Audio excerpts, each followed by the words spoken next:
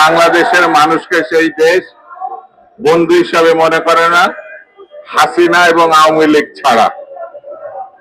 হাসিনা এবং আওয়ামী লীগই তাদের বন্ধু।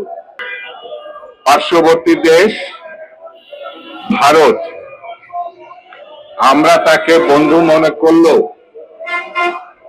তার আচার আচরণ সম্প্রতি এতটাই বৈরী যা ভাষায় ব্যাখ্যা করা মুশকিল। সে বাংলাদেশের মানুষকে সেই দেশ বন্ধু হিসাবে মনে করে না, হাসিনা এবং আওয়ামী লীগ ছাড়া। হাসিনা এবং আওয়ামী লীগই তাদের বন্ধু।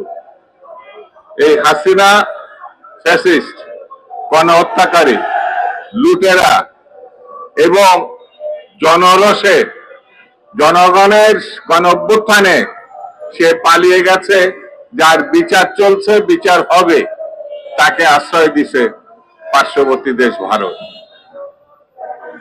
আমি এই ঘটনার তীব্র প্রতিবাদ জানাচ্ছি এবং এই আসামি, এই হত্যাকারী, জনগণের সম্পদ লুণ্ঠনকারী, তাকে অনতিবিলম্বে বাংলাদেশকে ফেরত দেওয়ার জন্য, অনতিবিলম্বে তার বিচারের সহযোগিতা করার জন্য পার্শ্ববর্তী দেশকে আমি আহ্বান জানাচ্ছি।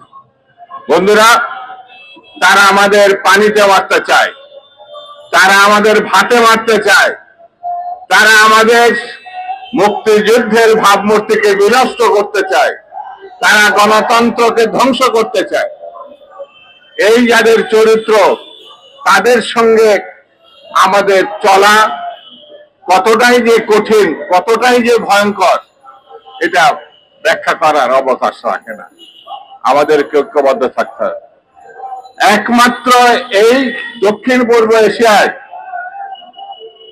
বাংলাদেশ এবং বাংলাদেশি মানুষ কারোর কখনো বশ্যতা স্বীকার করেনি, না ব্রিটিশ ভারতের, না পাকিস্তানের, না ফ্যাসিবাদের কোন ক্লিনকে।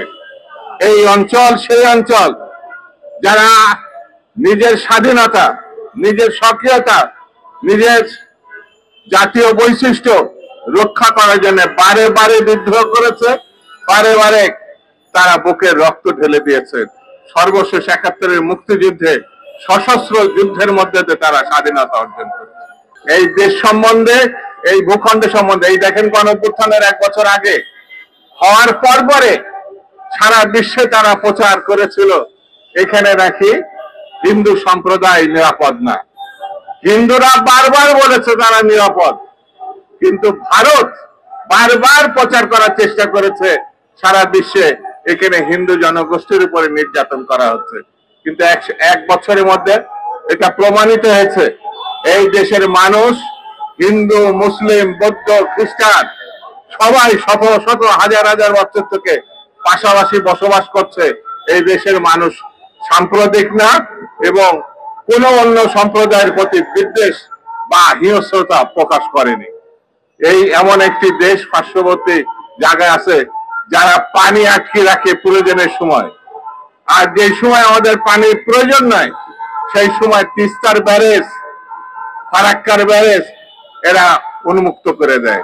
পানিতে আমাদের ক্ষেত খামার, মানুষের সম্পদ বিনষ্ট হয়।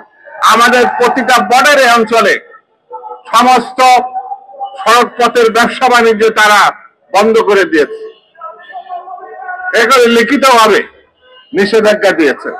আমরা তীব্র প্রতিবাদ করি।